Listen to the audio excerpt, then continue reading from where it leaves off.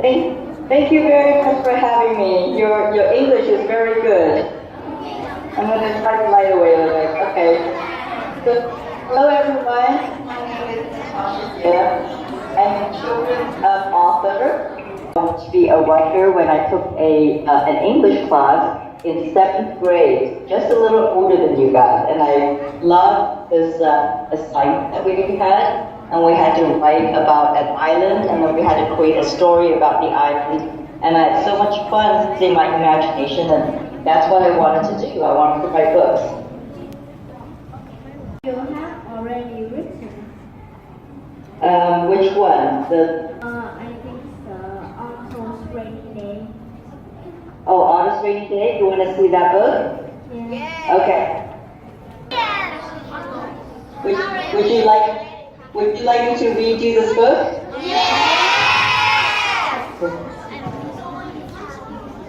Okay, so this is my very first book. And here's the picture. Can you guys see? Yes. It was a wet and rainy day.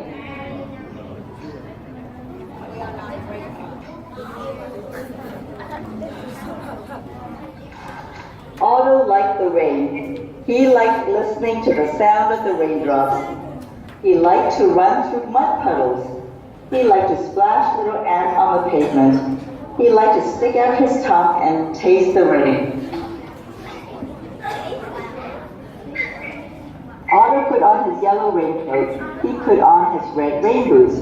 "Where are you going?" asked his mother. "I'm going out to play in the rain," said Otto. Otto's mother shook her head. And there he is going out in the rain. "Otto, you have to play inside today. Mommy has some work to do for the office. I can't go outside with you, and I don't want you out there by yourself." "I want to go outside and play," Otto declared crossly. He sat on the bottom stair with a big frown on his face.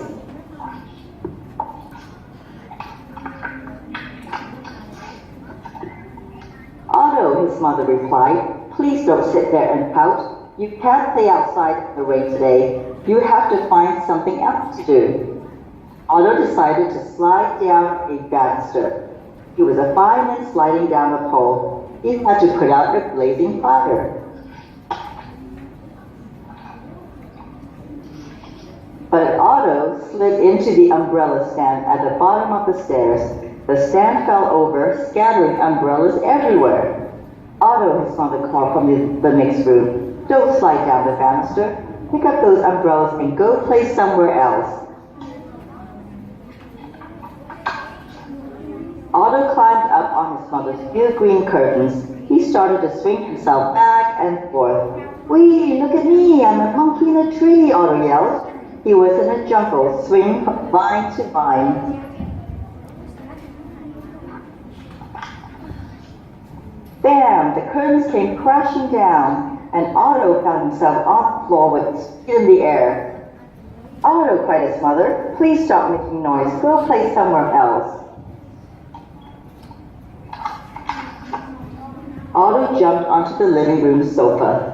He jumped up on the arms. He jumped onto the cushions. He was a circus acrobat doing great stunts on a trampoline. Otto jumped higher and higher.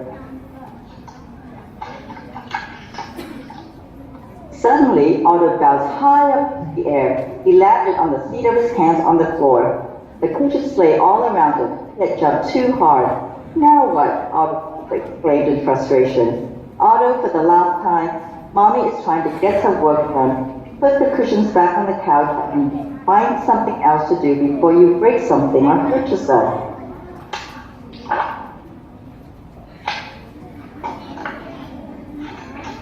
Otto went into the kitchen. He knew his mother was angry with him. He had crashed into the umbrella stand, pulled down the new green plates, and messed up the sofa cushions. "I know," Otto thought. "I'll bake a cake for Mommy, a great big chocolate cake." He likes chocolate.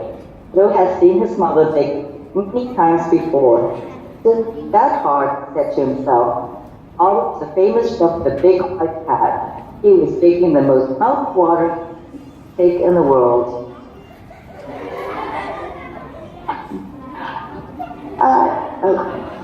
The page.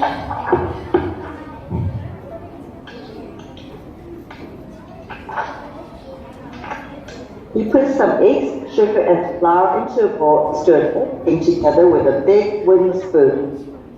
Cake batter splat on the table. Cake batter splat on the walls. Cake batter splattered all over Otto's face. There was now more cake batter outside the bowl in it. Otto, look in my kitchen. Can't you stay out of trouble? Mother cried angrily when she saw what Otto had done. What a huge mess he made.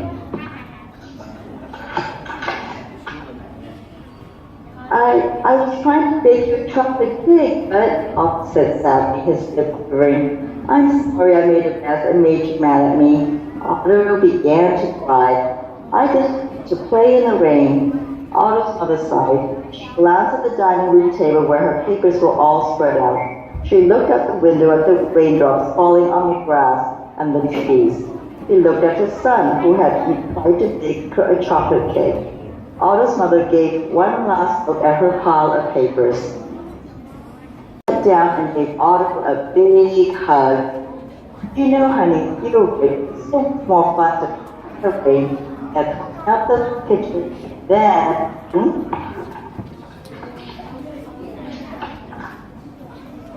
let's put on yellow raincoats. Let's put on red raincoats, and let's go outside and play in the rain. Otto ran outside with the smother. They ran through mud puddles. They splashed little ants on the pavement. They stuck out their tongues and tasted the rain.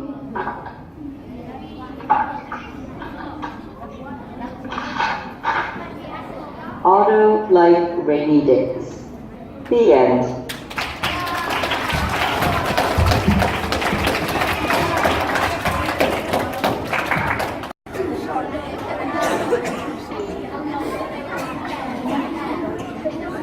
I know you have been to Hi. country.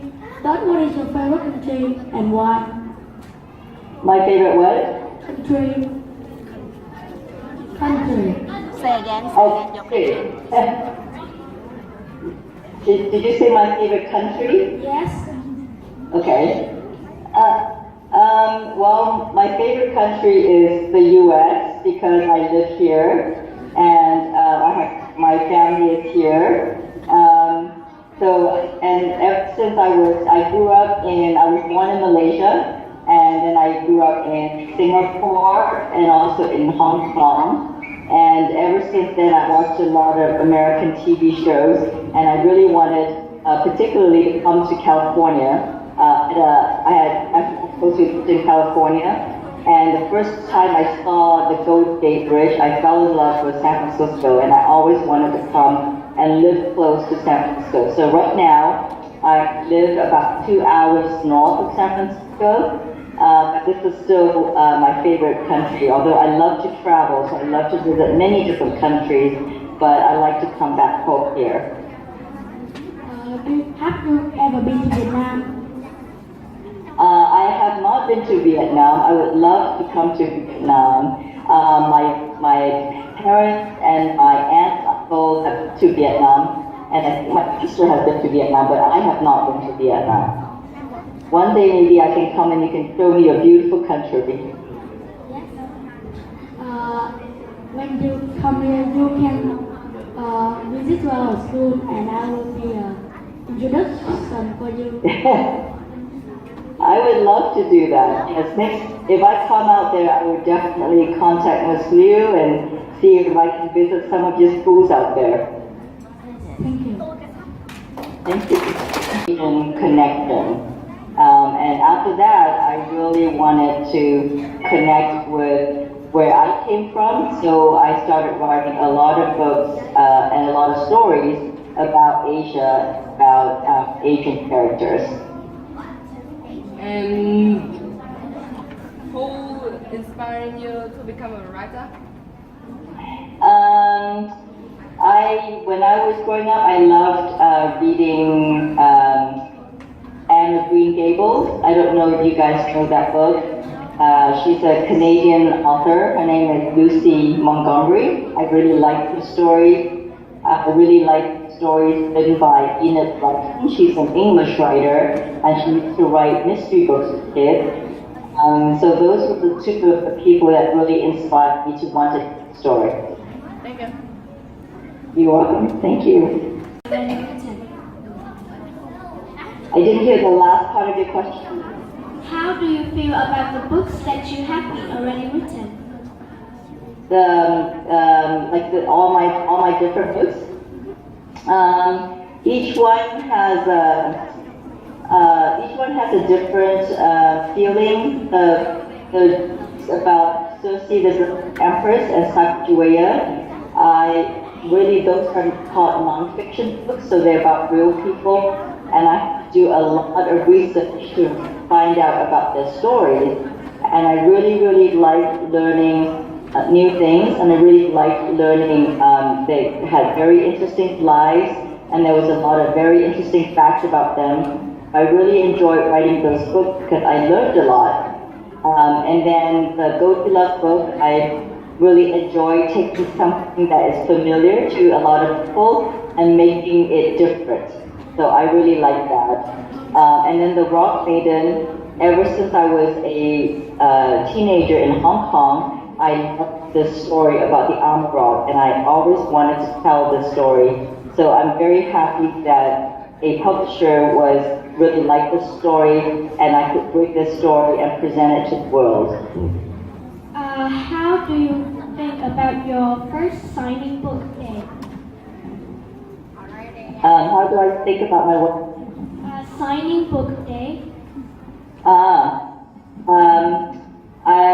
love to sign books. I love to, whenever a new book comes out, I try to go and I do different events, and I go to schools and I talk about the book, and I love it when people come up to me and have me sign my books. And also when that happens at book signings, I get to meet the people who actually read the books, because a lot of times when you are a writer, you write a book, it gets published, but you don't know who buys the book. It could be from bookstores anywhere, it could be from Amazon. You don't know who's reading the books. So when I go to schools and when I go to events, I get to meet the people who actually read the book. So that's really fun. Thank you very much for your answer. Thank you for great questions. Merry Christmas, and we also hope you have a very good Christmas Day and Happy New Year. Oh, thank you so much. You too. Thank you.